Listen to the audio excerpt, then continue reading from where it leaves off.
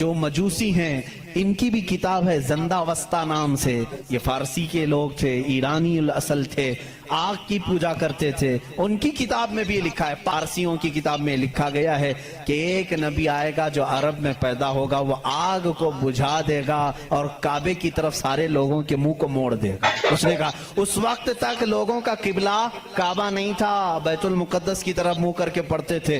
زندہ وسطہ کتاب یہ پارسیوں کی کتاب ہے جس میں یہ زردشتی مذہب کو مانتے ہیں.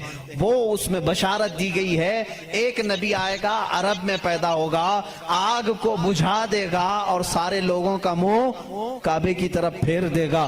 مجھے بتاؤ کعبے کی طرف کسی اور نبی نے نہیں پھیرا، بلکہ مصطفیٰ کریم صلی اللہ تعالیٰ علیہ وسلم جب مدینہ طیبہ تشریف لائے اس وقت بھی لوگوں کا قبلہ بیت المقدس تھا، بیت المقدس قبلہ تھا.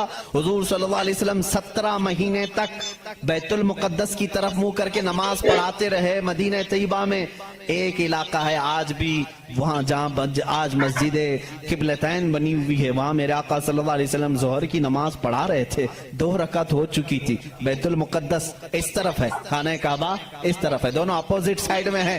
بیت المقدس کی طرف منہ کر کے میرے آقا امام ہیں، نماز پڑھا رہے ہیں، پیچھے صحابہ کی صفیں. 2 رکعت ہوئی تھی. حضور کے دل میں یہ خیال آنے لگا کاش ہمارا چہرہ کعبے کی طرف ہوتا تو اچھا ہوتا.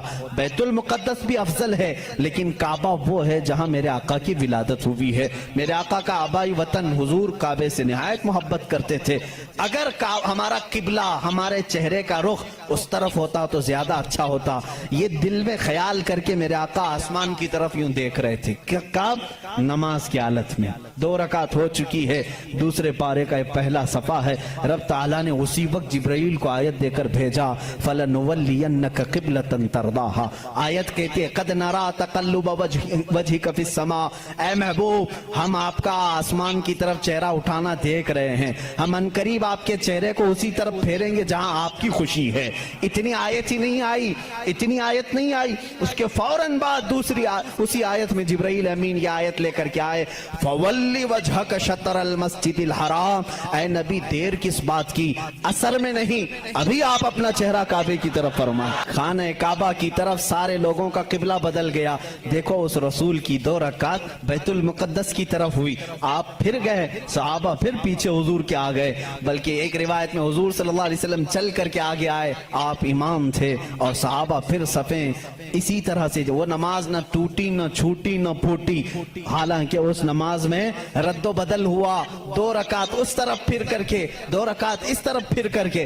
ہم اگر پھریں گے تو نماز ٹوٹ جائے گی. وہ صحابہ کی نماز ٹوٹی نہیں، اس لیے کہ اس میں درس ہے. نماز تو اصل وہی ہے جو فرمان مصطفیٰ کے تابع ہو.